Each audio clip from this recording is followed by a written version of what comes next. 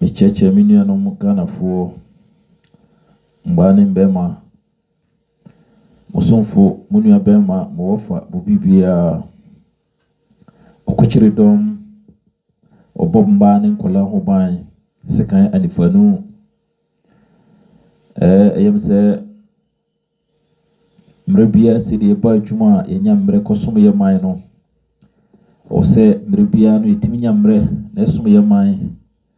na yeni mpanfo no kasa sebeya nyame ya doma sidi yeti aburuchire na sidi mrofo no ebo mo ho ban ebo mo ho modene eboa se mba ne nkola obi a woni bia betimi adi we ni ade a ye nyina no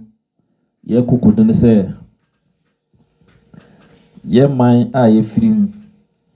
na eye Ghana mpanyifo Nana Addo Dankwa Akufo-Addo, president of MPP party emsende wonne tia konyaso tie kasa ye kasa se Nana Addo Dankwa Akufo-Addo semba kumienu bia ha ya adwene no wo se de tunanim efrise Nana ede abeto wo se openeyire akatua wo se Ghana tua na yirka na akatua no ompese enye enhyase se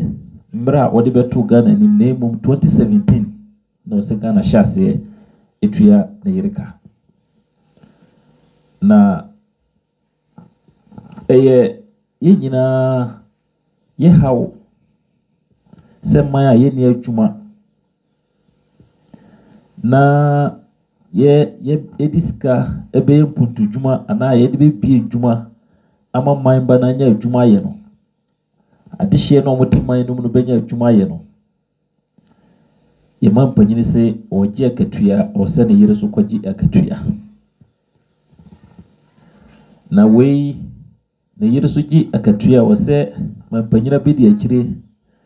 wono so eji ne yire ono ji akatua o se ono so yire beji akatua me ha one se ekoba se mbre bi duru na enya man panyini bi a sebi ne yire no modoso a na yekonya na bedi akire so na ono so yire no modoso a na jese man panyini beji sika ono na katua ene ne yire katua ene ne vice akatua no omo yire no makatua doso sene man panyini na bedi akire akatua sei se yejitum se ye betua man panyini yire no makatua de a sei na mmiri bi beduru no ede ye beko Ghana fo mo mayen trase hwehwe ha emma kokora bi a kina oba bi wuakọ ebetwa kwan bi ntu oma yachimba nkwala omo ba be sore abe kina mpanyinifo na omo mbeto se hawo bi da ho a omo sesa na enye yi se yewura Jergen Rores eye mra eto ho ma ya nde mra no mpanyini bi tufira konya so a yentimi nchino ntum se wawia Ghana sika se mra no yebesesa na yensesa no mra na da ho ya adwuma since 92 96 yasa to aba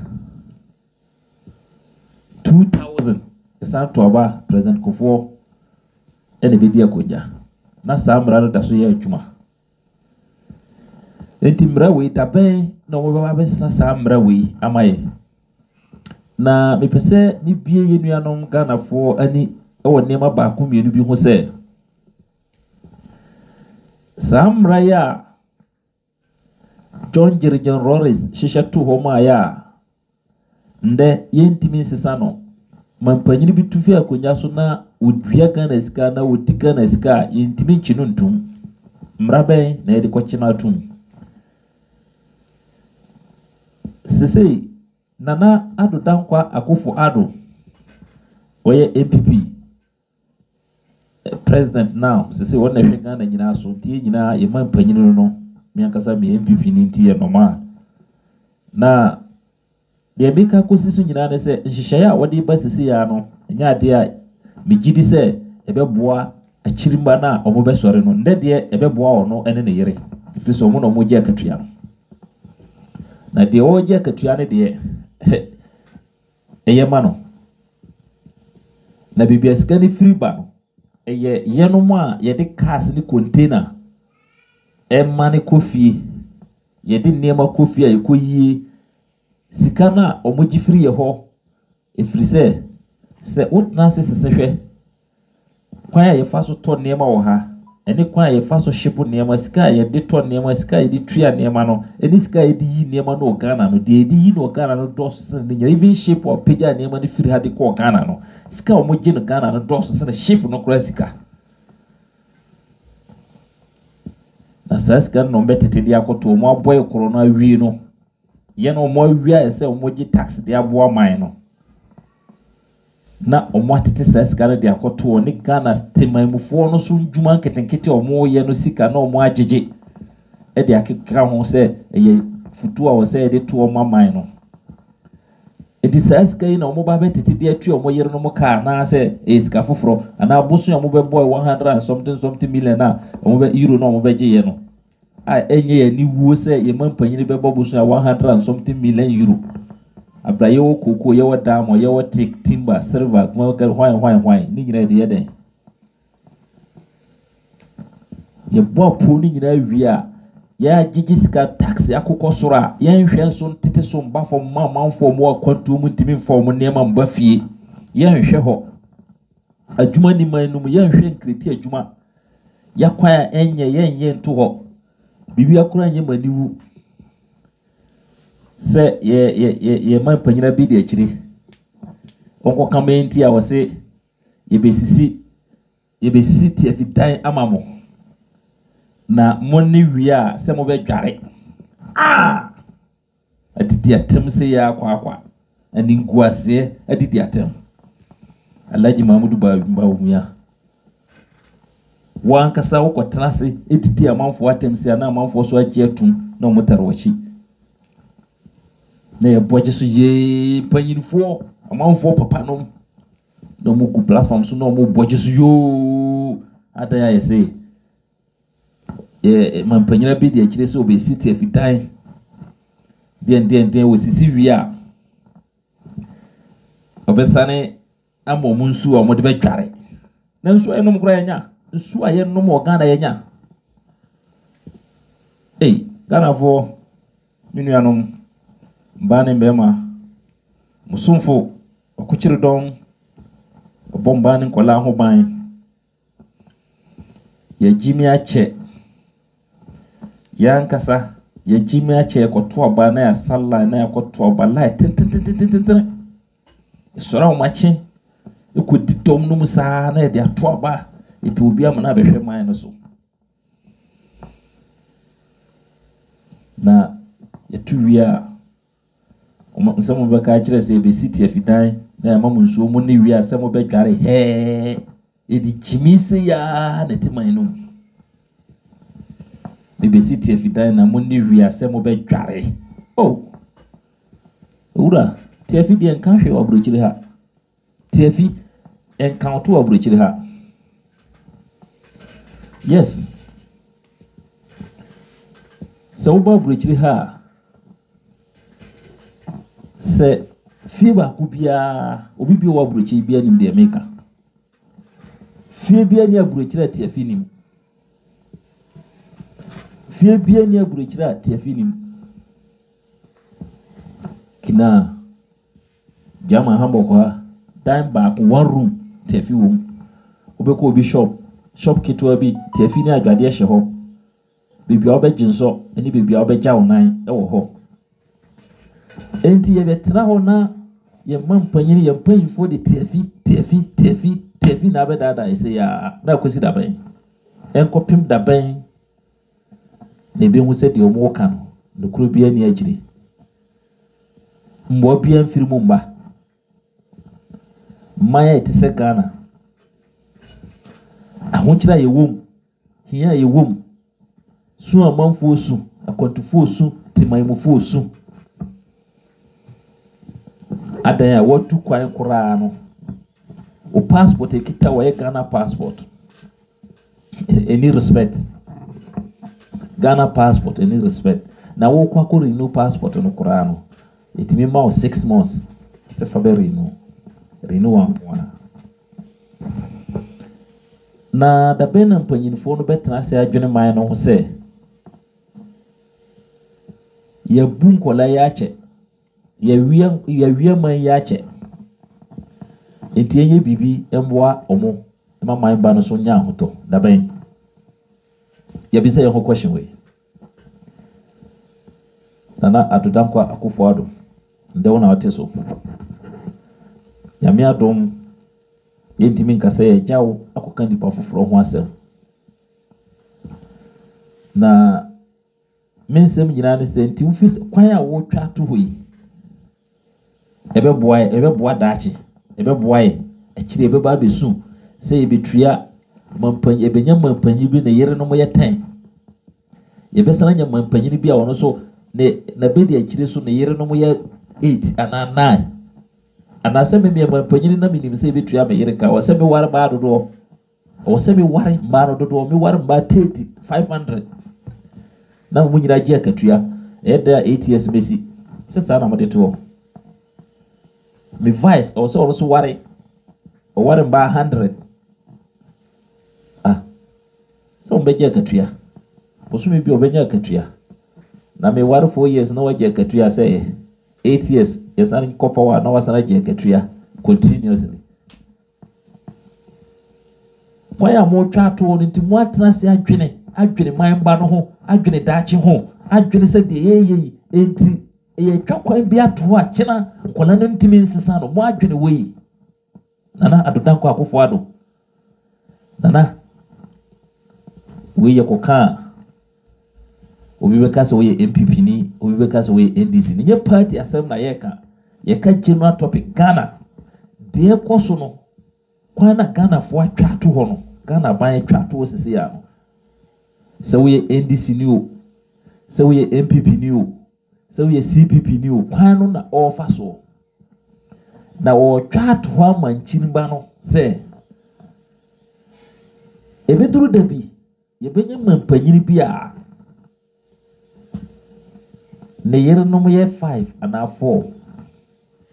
na bedi akire so yere no mo ye 4 na samre no mampanyini beje akatua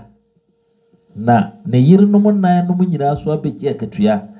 na bedi akire beje akatua wono so yere no mo nan nyina beje akatua ana samre na Ghana fo ye be soro se be kasa enti enso de mekan na nado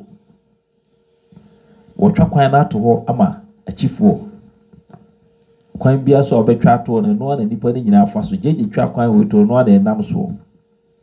ye to aba ya to abeduru nde nda bato adan nipa kunkum se nipa timi wuburu 20 before beto aba na wi na every 4 years bia na elusu nipa 20 aka nipa nyankopon de nsa ku omo aka ho na yebisa o ye ho ne papa ndi papa mu na ye wo no yebisa ye ho Ghana fo Ghana dihye mbabunu mbrante maba enti ye dwene ye tenase adwene se mpanyifo no enti kwan papa na omo twa to ho ama ye enye party asem na ye ka yenkotake party bia ho asem na emom party etiso na o twa anasa abanya wotiso no won na etwa kwan we ato ho ama chifo na chifo na aba be faso enti we MPP ni o be faso we NDC ni a o be faso we CPP ni a o be faso efri se kwan na da ho daga obi aso ni ho a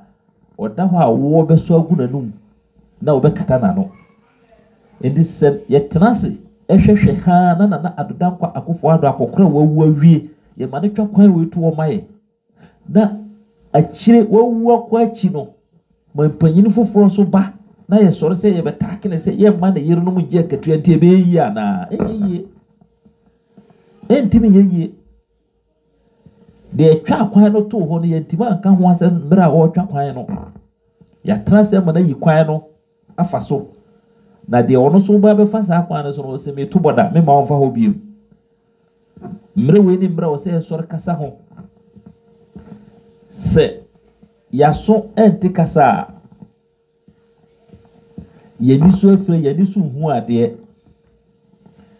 enti mumu ya no so ntimi kasa mani hu ma so nte be ma no ntimi kasa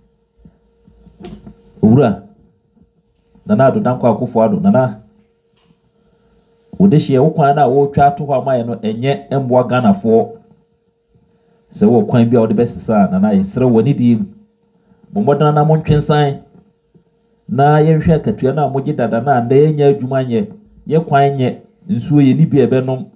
tiafi de da mo de dada tiafi na mo de be fe mo be to abana tiafi na mo de be dada tiafi na kwan tiafi na kwan ade encounter o aburuchiri no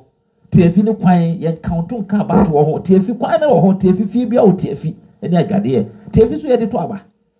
nso tiafi hwe ye wura ye vice president na me ye be to aba ye be mama tiafi da ye be zit tiafi da ha tra so ye wia se mo ni wia mo be dware Jimmy ta pain just what ya what no wo de wo ye wo aden tiafi ade a ye de pia bato tiafi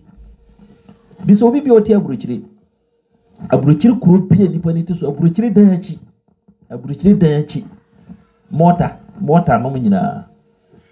including even Libya e Africa hono eba Algeria no ne Morocco eba baby ti say Egypt, Tunis, Mauritania, even Senegal rozo no kro Africa no ho eba no kra no dan bia wotefi dan ho dan omusi dan a tefi no wo tefi ka dan ho dan plan tefi ka ho esanse man panyini no wan yi tefi kwan gata a tefi no be fom amaye dada no nti no eniti ye beto aba o se muni tefi ye be si tefi amamo wo be si tefi amaye gata tefi no be fom no ye no to ho na esi ye dan a ya connect pipe na akotum na ye beto aba wan fe no anye counting say ye be si tefi dan amamo na se mo ni wi a mo be dware adidi atem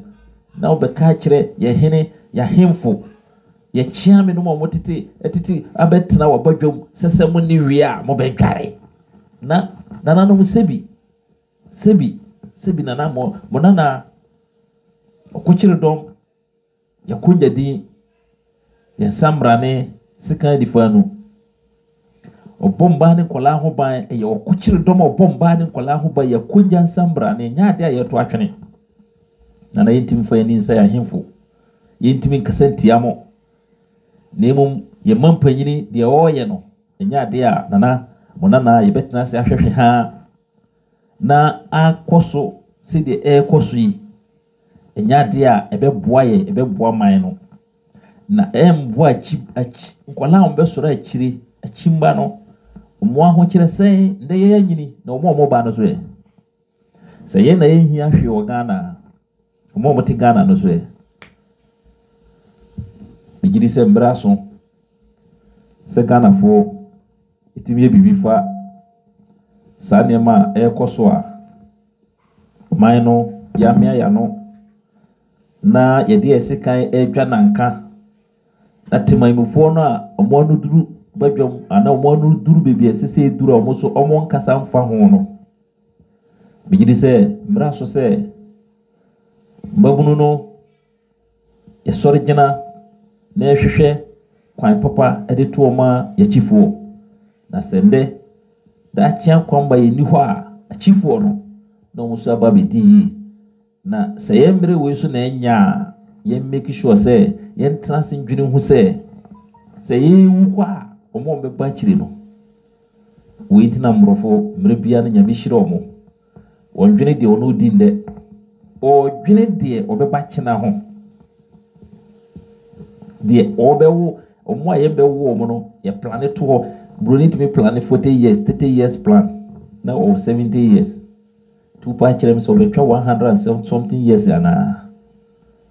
enso 40 years plan da hono ma mo brede ba ana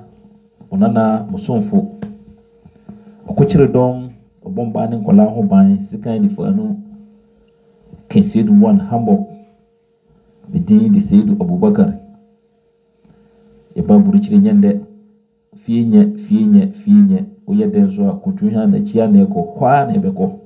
nti ho asem na ebeka bibi etwa afuruma no ho na ebeka ho asem efirise ho ya ye dwan ko bi man so Ghana fo butu free Ghana dakoro o untimi nkan efirise se ho ya obi anko ba bia bibi okono so kra onim de wo ho munana mo fa mo bibia okokyere dom bomba ne kola ho ban sekan ni fanu Kensedu 1 Alhaji Seidu Hamburg Seidu Abubakar bia dino doson dom no bia odin a odifre sidie mra ese no yemse adwuma bia wo mra yeso adwuma na eye mre we ye mra ye wade foforo ye yemse obi ahwa ye studio ha yo TV ya United Young African TV United Young African Radio yemse ni nyina no mre we ye mra wo se ye nyina no ye kekan ho kakra nsese transe hwehwe ha na ma niam asai to we de yemse yo adwuma foforo ayebe yo adwuma foforo di wo se som ye man ene no kureso de sese ye boa man no se nyina e kabom na ye boa man no man ni kodi eninti ye pa adwuma kura na wo se nya mbrema ye man ansa na ye hye adwuma di ase yemse nde mena mi one night mre we de na yemse bombo msama na adudam kwa akofo ado na se de nyina enim no wo ye adwuma den na adwuma no nyina no wo se obombo dana se wo ye adwuma be so Ghana fo ani na obi antan wo ye so nsa ne wabasa ne wo sisi se be ya wo be ye adwuma den na nti wo se wo ye ro ho se wo be ye adwuma den